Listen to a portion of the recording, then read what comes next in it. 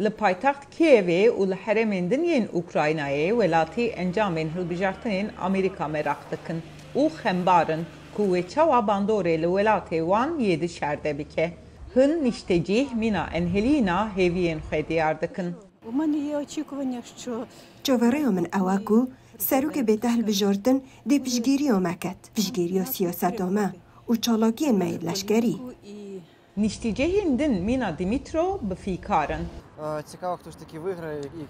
Ez mereq dikim ka kî wê ser bikeve û bi giştî wê siyaset hember welatê me çawa be. Xala giring ev e. Bi anehiya Xwedê wê her du jî piştgiriyê bidne me.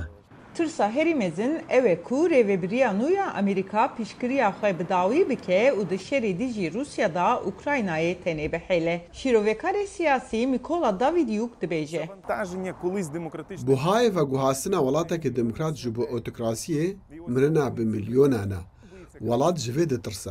Trump soza demû dest dawîkirina şer dide û gelek kes ditirsin ku ev tê wateya ku ger ew dîsa bibe serok wê Ukrayna neçar bimîne ku gelek berdanan bide. Lê hevdem Ukraynayê bi bîr tînin ku Trump dema serok bû firotuna sîstemên dîş tankan, Javelin pejirand ku alîkariya Ukraynayê kir ku di destpêka dagirkirinê de hem berê Rusyayê şer bike. Rêveberiya Obama û Biden di 2014 de daxwaza Ukraynaya ji bo heman çekan red kiribû.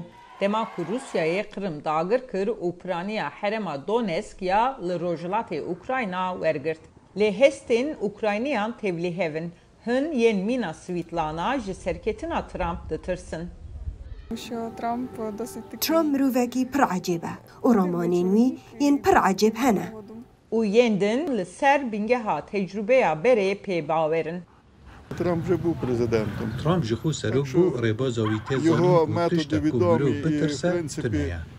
Amerîkaya dibin rêveberiya Biden de ji bo Ukrayna bi comerdî tev digere û ji destpêka dagirkirina Rusya ve ji bo piştgirîkirina Kievê 375 milyar dolar xerç kiriye. Lê di nav rêberên Ukrayna de dil şikestînî heye ku dibêjin ku alîkarê hêdî digihêje. Artêşa Rûsî niha hewl dide Sûdê ji wê rewşê werbigire dema ku niha em li benda çek û cebilxaneyên ji hevkarên xwe re ne, bi taybet yên ji Amerîka û tam ji ber vê yekê leza radestkirinê tê wateya aramkirina enya şer. Da anketek navenda Razumkov ya li Kievê hatiye kirin de tê dîtin ku ji sedî çel û çar Ukrayniyan difikirin ku divê Ukrayna û Rusya demû dest bi danûstandinên aştiyê bikin. Lê piraniya wan şertên Putin wek yên nayên qebûlkirin dibînin.